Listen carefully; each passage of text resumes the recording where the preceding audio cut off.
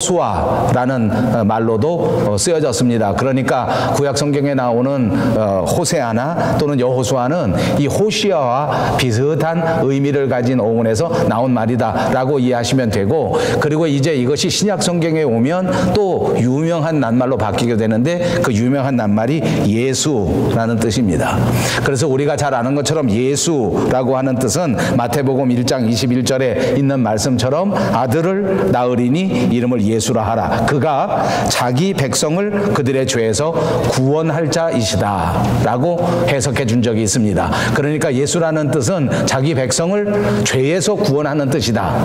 그리고 그 뜻에서 멀지 않은 의미가 호세아에게도 있고 여호수아에게도 있다, 이렇게 이해하시면 될 것 같습니다. 그러니까 이 호시아 플러스 나라고 하는 호산나의 의미는 바로 지금 우리를 구원해 주십시오, 지금 저를 구원해 주십시오 라는 뜻입니다. 그래서 호산나 호산나 이렇게 노래를 부르는 것은 하나님을 향하여, 예수님을 향하여 우리를 구원해 달라 하는 기도, 그리고 우리를 구원해 달라 하는 찬송이라 이렇게 이해하시면 틀림이 없을 것 같습니다. 지금 우리를 구원해 주시옵소서.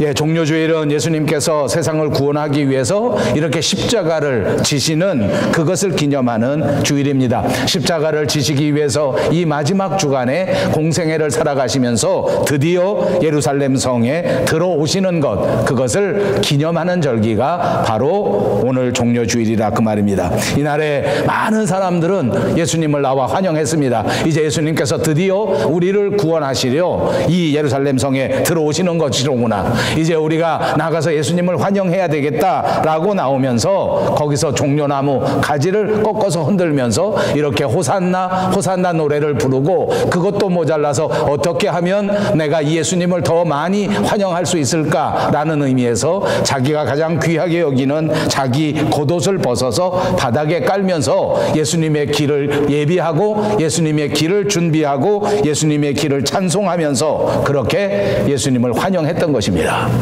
여러분, 역사를 통해서 우리가 알아볼 수 있는 것은 이때 백성들은 정말 진심을 다해서 예수님을 환영했습니다. 드디어 예수님이 우리의 구주로, 우리의 왕으로 예루살렘 성에 오시는구나. 이제 예수님이 이 성에 들어오시기만 하면 그동안 내가 가지고 있었던 모든 소원이 그리스도 안에서 이루어질 수 있을 것이다. 이제 예수님이 예루살렘 성에 입성하시기만 하면 이제 더 이상 내게는 고통도 고민도 어려움도 슬픔도 억울함도 없어질 수 있을 것이다 라는 마음을 가지고 정성껏 뛰어나가 이렇게 열렬하게 예수님을 환영했던 것입니다. 종려나무 가지를 꺾었습니다. 자기 겉옷을 벗어서 바닥에 깔았습니다. 그리고 할 수 있는 모든 목소리를 하나님을 향하여 호산나 호산나 외치고 있는 것입니다. 그러나 여러분, 우리가 역사를 통해서 볼 수 있는 것처럼 이 많은 사람들이 이렇게 진심을 다하여 예수님에게 호산나를 외쳤지만 그들의 마음속에서 가지고 있었던 그 구원을 향한 열망, 그리고 예수님을 향한 그 희망, 그것은 안타깝게도 예수님께서 우리에게 주시고자 하는 영원한 구원에서는 거리가 먼 것이었습니다. 오히려 세상적인 구원을 바라고 오히려 세상적인 축복을 사모하는 마음으로 그렇게 소리를 치며 예수님을 환영했던 것입니다. 그랬기 때문에 결국 예수님이 입성하신 후에 예수님이 진정한 십자가, 진짜 영적인 구원을 말씀하실 그때에는 이 많은 사람들이 그토록 환호하면서 환영했던 이 군중들은 그만 예수님을 떠나게 된 것입니다. 예수님을 배척할 수밖에 없었습니다. 결국 그들은 예수님을 버렸습니다. 예수님으로 하여금 십자가에 못 박혀 죽임을 당하도록 오히려 그들이 앞장서는 일이 벌어지고 말았습니다. 우리는 정말 이 절기를 맞이하면서 예수님이 우리에게 주시고자 하는 진정한 축복이 어떤 것인가 하는 것을 바로 알아야 할 줄로 믿습니다. 지금 이 순간에 예수님께서 저와 여러분에게 주시고자 하는 진정한 구원, 진정한 축복을 올바로 바라볼 수 있어야 하고, 그 주님의 영원한 구원을 바라보면서 주님을 향하여 진정한 환영을 보내드릴 수 있는 진짜 날마다 하나님을 찬양하며 호산나를 주님 앞에 드릴 수 있는 저와 여러분 모두가 되시기를 주님의 이름으로 축복합니다. 종료주일은 예수님께서 이렇게 예루살렘에 입성하시는 것을 축하하는 공식적인 날 가운데 하나였습니다. 우리 교회가 지키는 사순절 절기 가운데 6번째 주일입니다. 그리고 드디어 이날부터 예수님의 마지막 주간 고난주간이 시작되는 첫날이기도 합니다.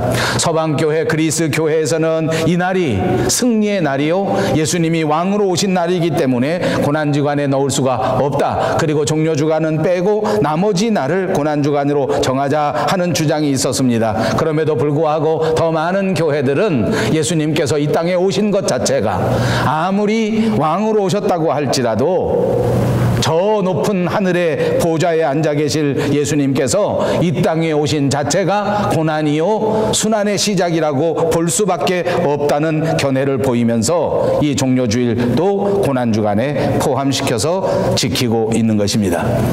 예수님 그리스도께서 예루살렘에 입성하실 때에 이제 예수님께서는 드디어 인류의 구원을 이루실 메시아다. 성경이 그토록 예언했던 모든 인간의 구원자 예수 그리스도 그 메시아가 바로 나다 하는 것을 공개적으로 선포한 것입니다. 이제부터 드디어 일주일 후에 있을 세상 사람들이 아무도 생각하지 못했던 어느 누구도 예측하지 못했던 그 엄청난 부활의 역사, 그 부활의 승리, 어둠의 권세를 이기고 사망의 권세를 이기고 악한 마귀 사탄의 권세를 무찌르는 위대한 성공을 오늘 보여주는 그 첫 번째 사건이 바로 종료주일입니다. 그러므로 우리가 지키는 이 종료주일은 우리 기독교 안에서 이토록 중요한 의미를 가지고 있다는 사실을 기억하시기를 바랍니다. 저와 여러분의 신앙 삶에 있어서 가장 중요한 사건 가운데 하나는 바로 이것입니다. 그래서 백성들이 뛰쳐나온 것입니다. 그래서 백성들이 종려나무 가지를 꺾고 흔든 것입니다. 이 종려나무 가지야말로 승리의 상징이었습니다. 이제 예수님이 우리의 왕이시다. 그리고 예수님께서 이 세상의 모든 것들 가운데 승리의 왕으로 우리 가운데 오신 것이다 라고 보았기 때문입니다. 우리는 이 날을 맞을 때마다 이렇게 환영했던 백성들을 바라볼 수 있습니다.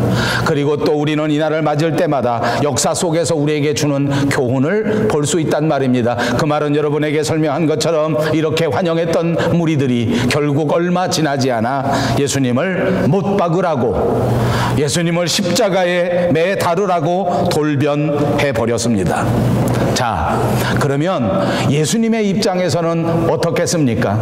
예수님은 오늘 예루살렘 성전에 들어오실 때 이토록 이 사랑하는 백성들을 구원하고 이들을 위하여 자기를 희생하는 한이 있더라도 이 사람들에게 진정한 구원을 주어야 하겠다 하면서 이 성전에 입성하시는 것입니다. 그러면서 그 마음속에는 이 백성들이 지금은 종려나무 가지를 꺾어들고 호산나 호산나 왕으로 오시는 이여 지금 나를 구원해 주십시오 라고 간절히 환호하면서 이렇게 나를 환영하지만 그러나 얼마 지나지 않아서 이들의 태도가 돌변하고 이들이 모두 나를 다시 배신하고 온전한 믿음의 길에서 벗어날 수밖에 없는 약한 백성이요 부족한 사람들이요 악한 인류라고 하는 사실을 너무나 분명히 알고 계셨습니다. 이토록 추악한 인생들을 위하여, 이토록 더러운 사람들을 위하여, 이토록 나쁜 인간들을 위하여 이 마지막 순간 예루살렘에 들어오시는 예수님의 심정을 오늘 저와 여러분은 다시 한번 새겨볼 수 있기를 바랍니다. 이토록 나를 다시 버리고 나를 배반하고 얼마나 치사하게, 얼마나 추악하게, 얼마나 더럽게 내게 다시 돌을 던질 자들인데 그들을 사랑하는 마음으로, 그들을 이해하는 마음으로, 그들을 섬기는 마음으로 이 마지막 순간 십자가를 바라보면서 그 안에 들어오시는 주님의 마음을 새롭게 바라볼 수 있으시기를 바랍니다. 본래 하나님의 다른 한 분이었습니다. 하늘의 높은 보좌에 앉아 계실 성자 하나님이셨습니다. 그토록 높은 하나님의 나라 그 높은 보좌를 던지시고 이 땅에 내려오셔서 성육신하셨고, 그리고 오늘 초라한 나귀 등에 얹히셔서 예루살렘에 입성하시면서 그토록 환영하지만 그 배후에 아직도 남아있는 그 인간들의 추악한 죄성을 바라보면서, 그럼에도 불구하고 그들을 가슴에 안고, 그럼에도 불구하고 그들을 구원하시기 위하여 자신의 그 고귀한 피를 아낌없이 내려주시고자 하는, 아낌없이 자신의 생명을 내어주시고자 하는 그 주님의 마음을 오늘 이 주일에 저와 여러분이 꼭 새겨볼 수 있는, 느껴볼 수 있는 그런 주일이 꼭 되시기를 바랍니다. 우리가 예수 믿는 것이 어떤 것인가를 가르쳐주는 예수님의 마음이기 때문입니다. 오늘 저와 여러분이 따라가야 할, 오늘 저와 여러분이 흠모하며 꼭 이루어야 할 그 마음이 어떤 것인가를 여기서 보여주시기 때문입니다. 예수님의 마음은 바로 그것이었습니다. 자기를 내려놓고 자기를 부인하고 자기를 비운 주님의 마음인 줄로 믿습니다. 신약성경 빌립보서 2장에는 이렇게 말씀합니다. 너희 안에 이 마음을 품으라. 곧 그리스도 예수의 마음이니 그는 근본 하나님의 본체시나 하나님과 동등됨을 취할 것으로 여기지 아니하시고 오히려 자기를 비워 종의 형체를 가지사 사람들과 같이 되셨고 사람의 모양으로 나타나사 자기를 낮추시고 죽기까지 복종하셨으니 곧 십자가에 죽으심이라. 저와 여러분의 죄를 대신해서 십자가에 죽으셨습니다. 저와 여러분을 살리시려고 자기는 그 아픔을 당하셨단 말입니다. 저와 여러분의 죄를 용서하시기 위하여 그렇게 수치와 고통의 십자가를 스스로 자원하여 지셨던 것입니다. 하나님은 그 순간 사랑하는 독생자 예수 그리스도를 우리를 위하여 이토록 아낌없이 내어주신 것입니다. 이것이 무엇입니까? 저와 여러분에게 구원을 주시고자 하는 하나님의 은혜인 줄로 믿습니다. 그것이 오늘 우리가 도달한 신약성경 디도서 2장 11절에서 우리에게 말씀하시는 모든 사람에게 구원을 주시는 하나님의 은혜가 나타났다는 말입니다. 이렇게 저와 여러분에게 구원을 베푸시는 상상할 수 없는 엄청난 예수 그리스도의 역사가 나타나신 줄로 믿습니다. 그가 우리를 대신하여 자신을 내어주신 것입니다. 그분이 우리를 대신하여 그 보혈의 피를 흘려주신 것을 믿으시기를 바랍니다. 오늘 사도 바울은 그의 믿음의 아들이요 가장 사랑하는 제자 디도가 목회를 감당할 때 특별히 어려운 지역 그레데 섬에서 이 남은 목회를 감당해야 할 터인데, 그때 이 목회자로서 그때 그레데 교회를 담당할 때 가장 중요한 것이 무엇인가, 어떤 마음으로 설교하고 어떤 것을 가장 중요하게 교인들과 나누어야 하는가 하는 것을 가르치기 위하여 오늘 이 디도서 편지를 쓴 것입니다. 그래서 이 편지에는 한마디로 기독교 신앙의 가장 중요한 것, 목회하는데 가장 소중한 것, 신앙생활 하는데 잊어버려서는 안 되는 것을 강조하고 있는 것입니다. 그것이 바로 이것입니다. 저와 여러분을 구원하시기 위하여 보여주신 그 놀라우신 예수님의 십자가, 그 사랑, 그것이 하나님께서 우리에게 보여주신 은혜라는 것입니다. 그러므로 저와 여러분의 삶의 기초는 하나님의 은혜가 되어야 한다는 말씀인 줄로 믿으시기를 바랍니다. 이제 우리가 살아가야 할 삶의 모든 방법의 기초가 하나님이 우리에게 베풀어 주신 그 은혜가 기초가 되어야 한다는 것입니다. 사랑하는 여러분, 이 종려주일에 저와 여러분의 마음속에 이 가르침을 꼭 간직하기 바랍니다. 우리는 은혜 받은 사람이요, 우리는 은혜로 살아가야 할 사람이다. 여러분 입으로 한번 해보십시다. 우리는 은혜 받은 사람이고 우리는 은혜로 살아가야 할 사람이다. 뭐로 살아간다고요? 은혜로 살아간다고요. 지식으로 살아가지 마십시오. 판단으로 살아가지 마십시오. 미움으로 살아가지 마십시오. 따짐으로서 살아가지 마십시오. 어떻게 살아야 한다고요? 은혜로 살아가야 한다고요. 하나님께서 주신 은혜를 간직하고 그 은혜를 나누면서 살아가야 하는 것, 그것이 저와 여러분의 삶의 방법이란 말입니다. 그것이 우리가 살아가는 신앙생활의 가장 소중한 것입니다. 여러분 잊지 마십시오. 은혜가 무엇입니까? 은혜는 받을 자격이 없는데 일방적으로 하나님께서 베풀어 주시는 사랑이라는 뜻입니다. 자격이 있어서 하나님 앞에 사랑을 받은 것이 아니란 말입니다. 자격이 되어서 하나님께서 축복해 주신 것이 아니란 말입니다. 받을 자격도 없는 저와 여러분에게 하나님께서 일방적으로 그 십자가의 사랑을 베풀어 주셨다는 말입니다. 사도 바울은 성경 전체를 통해서 이 말씀을 날마다 강조했습니다. 로마서를 보십시오. 로마 교회를 향하여 가르친 모든 가르침의 중심은 바로 이것이었습니다. 하나님께서 우리에게 베풀어 주신 은혜. 에베소 교회를 향해서 편지할 때에도 이렇게 말씀하셨습니다. 너희가 그 은혜를 인하여 믿음으로 말미암아 구원을 받았나니 이것이 너희에게서 난 것이 아니요 하나님의 선물이라. 행위에서 난 것이 아니니 이는 누구든지 자랑치 못하게 함이니라. 오늘 성경 본문에서는 다시 말씀하시기를 모든 사람에게 구원을 주시는 하나님의 은혜라 말했습니다.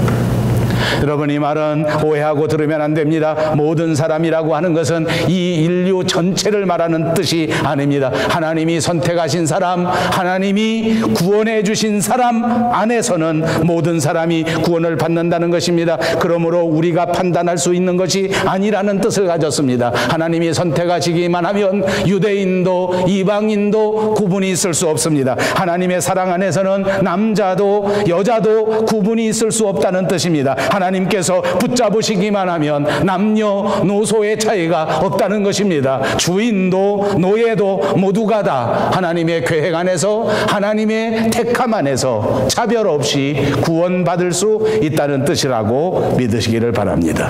그러면 여러분, 하나님께서 저와 여러분을 이토록 아름답게 구원받은 사람을 만들어주신 하나님의 뜻은 무엇일까요? 하나님의 목적은 과연 무엇일까요?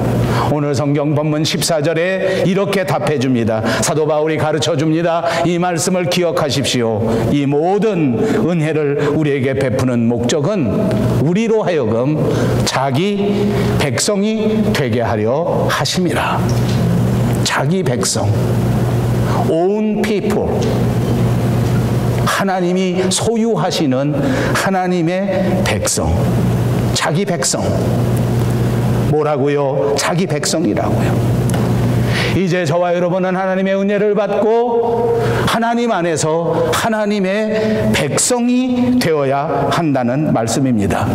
하나님의 백성은 어떤 사람입니까? 사도 바울은 여러 가지를 설명할 때 오늘 성경 본문에서 이렇게 대답해 줍니다. 본문 13절에 보십시오. 복스러운 소망과 우리의 크신 하나님 구주 예수 그리스도의 영광이 나타나심을 기다리는 사람이라. 영광을 기다리는 사람, 미래를 바라보는 사람, 저 천성 하나님의 나라를 바라보는 사람을 말하는 것입니다. 여러분, 하나님의 백성은 어떤 사람이라고요? 하나님의 나라를 바라보는 사람입니다. 하나님의 영광을 기다리는 사람입니다. 여러분, 과연 은혜 받고 이 땅 위에 하나님의 사람으로 살아가시면서 여러분은 과연 하나님의 나라를 바라보시고 살고 있습니까? 하나님의 나라가 여러분의 가정에, 하나님의 은혜가 여러분의 가정에 나타나시게 될 것이라고 하는 사실을 믿고 그 영광을 기다리면서 살고 있느냐 말입니다. 마치 오늘만 살면 그만인 것처럼, 지금 이 순간이 세상의 마지막인 것처럼 그렇게 부끄럽게 살고 있지는 않습니까? 여러분, 하나님의 백성은 그런 사람들이 아닙니다. 복스러운 우리 주 예수 그리스도의 구원의 영광이 우리에게 나타나실 것을 믿고 기다리는 사람입니다. 지금은 비록 연약하여 자꾸만 쓰러지지만 반드시 하나님이 나를 도와주셔서 충만하게 하심으로 하나님 앞에 단단히 설 수 있는 사람으로 만들어 주실 것이다. 아멘. 지금은 비록 연약하지만 아직도 어둠의 세력에 흔들리고 넘어져서 때때로 부족함을 보이고 때때로 죄를 짓고 있지만, 그러나 언젠가는 주께서 우리를 든든하게 해주셔서 하나님 보시기에 자랑스러운 아들, 하나님 보시기에 자랑스러운 딸로 세워주실 것이다. 아멘. 여러분, 이렇게 영광을 기다리면서 살아가는 성도들이 되시기를 바랍니다. 제가 종종 이렇게 설교합니다. 그러면 많은 사람들이 그렇게 말합니다. 목사님, 제 남편에게 유난히 강조해서 말씀해 주세요. 목사님, 제 아내에게는 더 큰 소리로 말해 주세요. 아니요, 여러분 스스로가 들으시라는 말씀입니다. 내가 먼저 소망의 사람이 되어야 합니다. 내가 먼저 영광을 바라볼 수 있어야 합니다. 자식을 보는 부모의 마음에는 이런 그림자가 있는 것 같습니다. 다른 사람들은 아무도 소망 있게 보지 않는데 부모는 자기 자식이 그렇게 소망스러워 보일 수가 없습니다. 제게도 아들이 둘이 있습니다. 그 두 아들이 다 자식을 낳았습니다. 제가 깜짝 놀랄 것은 자기 눈에는 지 새끼들이 최고인 것처럼 보이나 봅니다. 나는 하나도 동의할 수 없습니다. 우리 큰아들도 지 새끼가 최고래, 천재래, 천재. 아이고 멍청한 놈. 우리 둘째 아들은 더해. 전화만 걸면 지 아들이 최고 천재래. 아버지, 목도 못 가누는데 무슨 천재야. 말도 못하는데 무슨 천재야. 그래도 영광을 바라보고 미래를 바라보니까 그 자식이, 여러분, 그 마음으로 나 자신을 바라볼 수 있어야 돼요. 자기를 스스로 학대하면 소망이 없어요. 자기를 스스로 인정하지 못하면 정상적인 삶을 살 수 없어요. 제가 이 설교 준비하면서 어느 심리학자, 어느 의사가 우리 사람의 심리를 분석하고 사람의 문제, 스트레스, 우울증, 분노 이런 것들을 분석하는 그런 강좌를 제가 한 2개 정도 보았습니다. 요약해드리면 그런 것 같아요. 스스로 자기 자신을 믿지 못하기 때문에 사람 속에서 분이 나고 화가 나고 우울증이 생기는 것이다. 들어보니 그럴듯합니다. 내가 나에 대하여 자존감을 갖지 못하니까 자꾸 화를 내는 거예요. 자꾸 비교를 하는 거예요. 자꾸 불평을 하는 거예요. 하나님이 우리에게 주신 복음은 무엇인지 압니까? 복스러운 소망의 은혜가 여러분을 사로잡아서 반드시 하나님이 영광의 때를 여러분의 인생에 주신다는 것입니다. 이걸 믿으시기 바랍니다. 여러분은 하나님의 선택한 위대한 아들이요, 여러분은 하나님이 선택한 자랑스러운 딸들입니다. 반드시 여러분의 인생 가운데 하나님이 영광의 열매를 맺어 주실 것을 믿으시기를 바랍니다. 일어서십시오. 예수님과 함께 더불어 성령님과 더불어 그 손을 꼭 잡으시고 자신 있게 매일매일의 삶을 살아가시기를 바랍니다. 미래를 바라보는 것, 우리 그리스도인의 정체성입니다. 앞날을 생각하는 것, 우리 신앙인의 가장 소중한 것입니다. 오늘만 쳐다보지 마십시오. 오늘만 생각하지 마십시오. 5년 후, 10년 후, 20년 후에 하나님이 축복하실 그 엄청난 축복을 바라보면서 살아가는 저와 여러분들이 꼭 되시기를 바랍니다. 그리고 사도 바울은 또 말합니다. 12절에 말씀한 것처럼 미래를 바라보는 삶과 더불어서 우리가 꼭 지켜야 할 것이 있는데, 그것은 이 세상 살아갈 때 신중함과 의로움과 경건함으로 살아야 한다. 그리고 14절에 계속해서 말하지 않습니까? 선한 선한 일을 열심히 하는 사람들이 하나님의 백성, 자기 백성이라고 말하는 것입니다. 그냥 가만히 있으면서 소망이 있답시고 하늘만 쳐다보고 기다리기만 하면서 사는 것이 아니라 매일매일 신중함과 의로움과 경건함 가운데 선한 일을 열심히 하면서 살아야 자기 백성, 하나님의 백성이라고 말씀해 준 것입니다. 여러분, 그리고 보니까 하나님의 백성은 저절로 되는 것이 아닙니다. 매일같이 어떻게 하라고요? 신중함과 의로움과 경건함으로 이 세상에 살고, 그리고 선한 일을 열심히 해야 자기 백성이 된다는 것입니다. 제가 늘 여러분에게 강조합니다. 우리 한국 사람들은 옛날 우리 민속신앙의 영향을 받고 무속신앙의 영향을 받았기 때문에 신앙생활에는 가만히 있으면 되는 건 줄 알아요. 교회를 그냥 가만히 있기만 한 하나님이 은혜를 주시기만 하면 무조건 된다, 이렇게 생각하는 착각이 우리 대한민국 사람은 거의 모든 사람들이 그렇게 생각하는 것 같습니다. 오늘 성경 본문을 다시 보십시오. 경건하지 않은 것과 세상 정욕을 버려야 신중하게 살 수 있다고 가르칩니다. 그것이 12절입니다. 우리는 적극적인 삶을 살아야 하는 사람입니다. 가만히 앉아서 되는 것이 아닙니다. 매일같이 경건하지 않은 것, 매일같이 세상의 정욕적인 것을 털어낼 수 있는 그런 사람이 되어야 된다는 것입니다. 노력해야 합니다. 땀 흘려야 합니다. 긴장해야 합니다. 그러지 않고는 이것을 이룰 수가 없습니다. 여러분, 어떻게 하면 경건하지 않은 것, 어떻게 하면 세상의 정욕을 다 버릴 수 있는지 아십니까? 어떤 분은 저희가 그렇게 말합니다. 결심하면 됩니다. 아니요, 작심하면 3일밖에 가지 않습니다. 어떻게 하면 이 모든 경건하지 않은 삶을 던져버리고 어떻게 하면 세상의 정욕을 다 내려놓을 수 있을까? 그것은 오직 주의 성령의 충만함을 통하여 이룰 수 있는 것입니다. 그래서 우리는 하나님 앞에 기도하는 것입니다. 그래서 우리는 날마다 하나님 앞에 부르짖는 것입니다. 여러분, 잠시도 쉬지 않고 하나님 앞에 간구하는 저와 여러분이 되시기를 바랍니다. 우리가 가진 의지로도, 우리가 가진 힘으로도 이렇게 할 수가 없습니다. 오늘 본문 12절에 사도 바울은 말씀하기를 하나님께서 우리를 양육하시되, 이렇게 말합니다.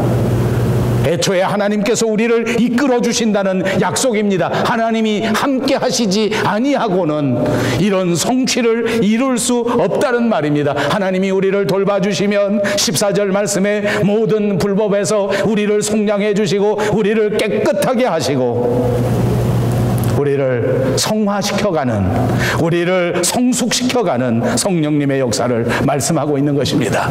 사랑하는 여러분, 오늘 이 종려주의를 통하여 예수님은 이렇게 예수 그리스도의 구원의 역사를 믿는 믿음을 우리에게 주셨습니다. 여러분, 이 믿음은 우리를 의롭다고 여기시는 하나님의 은혜로 주어진 것입니다. 그러므로 이 믿음의 은혜를 지키시기만 하면, 이 믿음의 은혜를 감사하시기만 하면 우리를 하나님께서 이끌어 주십니다. 날마다 조금씩이라도 우리를 경건하게 해주시고 우리를 신중하게 해주시고 우리를 충만하게 만들어 주실 줄로 믿습니다. 이것이 하나님이 우리에게 약속하신 그 놀라우신 은혜입니다. 오늘 이 종려주일에 저와 여러분에게 주시고자 하는 하나님의 은혜인 줄로 믿습니다.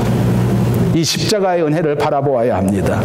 우리를 위해서 죽으신 것은 단순히 우리의 죄를 용서해 주시고 우리를 구원시키고자 하시는 하나님의 뜻만이 아니라는 사실을 깨닫게 되지 않습니까? 여러분, 놀랍게도 하나님의 은혜는 오늘 우리에게 응답을 요구할 수 있다는 것입니다. 여러분, 놀라지 마십시오. 부모님께서 우리에게 그 해산의 고통을 잊어버리면서 그 아픔을 견디면서 우리에게 새 생명을 주었을 때에 그 부모는 자식에게 대하는 기대가 있다는 말입니다. 하나님이 우리에게 십자가 위에서 돌아가셨을 때에 그 보혈의 피를 남김없이 흘려주셨을 때에 오늘 우리가 그 하나님의 은혜에 응답해야 할 책임이 있다는 사실을 기억하시기를 바랍니다. 이것이 성숙한 신앙인입니다. 우리 모두가 견지해야 할 올바른 태도입니다. 오늘 본문 12절 14절을 다시 한번 보시기를 바랍니다. 우리를 양육하시되 경건하지 않은 것과 이 세상 정욕을 다 버리고 신중함과 의로움과 경건함으로 이 세상에 살고 복스러운 소망과 우리의 크신 하나님 구주 예수 그리스도의 영광이 나타나심을 기다리게 하셨으니 그가 우리를 대신하여 자신을 주심은 모든 불법에서 우리를 속량하시고 우리를 깨끗하게 하사 선한 일을 열심히 하는 자기 백성이 되게 하려 하심이라. 하나님이 우리에게 은혜를 주신 것은 열심히 선한 일을 하는 하나님의 백성이 되게 하려 하심이라고 말합니다. 오늘 저와 여러분은 이 종려주일을 만났습니다. 오늘 우리 이 설교가 끝난 다음 우리는 이날을 기념하여 성찬식을 거행하려고 합니다. 이 종려주일에 성찬식을 하는 것은 너무나 적절한 예식이라고 생각합니다. 왜냐하면 유대인들은 이 고난주간 마지막 날 금요일에 예수님께서 십자가에 매달려 돌아가시게 되고 그 바로 전날 목요일에 제자들과 더불어 마지막 유월절 식사를 하시면서 그때에 우리에게 이 성찬식을 하도록 명령하셨기 때문입니다. 이 성찬식에는 우리가 떡과 포도주를 나눕니다. 떡은 예수님이 우리를 위하여 찢어주신 예수님의 살이요, 포도주는 우리를 위하여 흘려주신 예수님의 보혈의 피를 상징하는 것입니다. 십자가는 극악무도한 죄인을 처형하는 처형의 예식이었습니다. 예수님께서 과연 무슨 죄가 있으셨겠습니까? 예수님께서는 아무 죄도 없는 분입니다. 그런데 그 십자가에 달리셔서 살을 찢기시고 피를 흘리셨습니다. 바로 우리들 때문입니다. 우리가 모두 하나님 앞에 죄를 지었습니다. 우리는 모두 하나님 앞에 죄 때문에 죽을 수밖에 없는 존재들입니다. 그러나 우리를 뜨겁게 사랑하신 그 하나님께서 우리의 죄, 우리의 구원, 이 모든 것들을 위하여 당신의 독생자 예수 그리스도를 이 땅에 보내셨고 우리 대신 그 예수 그리스도를 십자가에 못 박아 죽게 하셨고 그리고 우리를 구원하신 것입니다. 예수님께서도 마지막 만찬을 나누실 때 떡을 떼어주시면서 말씀하셨습니다. 이것은 너희를 위하여 주는 내 몸이라. 너희가 이것을 행하면서 나를 기념하라. 또 잔을 주시면서 말씀하셨습니다. 너희가 이 잔을 받아 마시라. 이것은 너희의 죄 사함을 얻게 하려고 많은 사람을 위하여 흘리는 바 곧 나의 피, 다시 말하면 약속의 피다, 언약의 피다라고 말씀해 주셨습니다. 오늘 우리는 이 예수님의 행하신 마지막 성찬을 기념하면서 그 명령을 따라서 이 놀라우신 희생과 십자가 바라보면서 우리의 믿음을 다시 한번 재확인하고 우리의 믿음의 삶의 신천을 다시 한번 다짐하는 고백으로 이 성찬식을 거행하는 것입니다. 여러분 명심합시다. 성찬을 거행할 때마다 예수님께서 우리에게 베풀어 주신 피, 예수님께서 이루어 주신 모든 희생, 그것으로만 만족하는 그런 신앙인이 되지 말고 과연 예수님의 희생이 우리를 위하여 무엇을 말씀하고 있는가? 이 예수님의 엄청난 죽음이 과연 저와 여러분에게 무엇을 요구하고 있는가 하는 것을 생각하고 우리의 믿음의 실천을 다짐할 수 있는 예식이 되어야 될 줄로 믿습니다. 세상만 바라보고 살았던 저와 여러분의 눈을 트시기를 바랍니다. 이제 우리를 위하여 약속해 주신 그 하나님의 나라, 우리를 위하여 미리 예비하시러 먼저 가신 그 하나님을 바라보면서 마지막 때 주님과 더불어 살아갈 그 하늘나라를 꼭 기억하시기를 바랍니다. 꼭 바라보시기 바랍니다. 꼭 기다리시기 바랍니다. 우리의 삶의 현장에 이루어지실 위대한 하나님의 역사를 기다릴 수 있는 저와 여러분이 되시기를 바라고, 올바른 기다림을 위하여 이제 우리는 세상의 정욕을 내던지고, 부족함도 내어 던지고, 죄도 벗어 던지고 깨끗한 삶을 살기로 다짐해야 될 줄로 믿습니다. 예수님의 보혈의 피에 합당한 자랑스러운 자녀로 살아갈 수 있는 결심이 저와 여러분에게 꼭 있어야 될 줄로 믿습니다. 이것이 종려주의를 맞이하는 바른 자세입니다. 이것이 오늘 저와 여러분이 나눌 이 성찬 예식에 대하는 올바른 자세가 될 줄로 믿습니다. 예수 그리스도의 은혜가 저와 여러분에게 차고 넘치도록 충만하시고, 그 은혜가 우리를 이끌어 주심으로 하나님 보시기에 합당한 아들로, 합당한 딸로 다시 새로워지는 위대한 날이 꼭 되시기를 주님의 이름으로 축복합니다. 기도하겠습니다.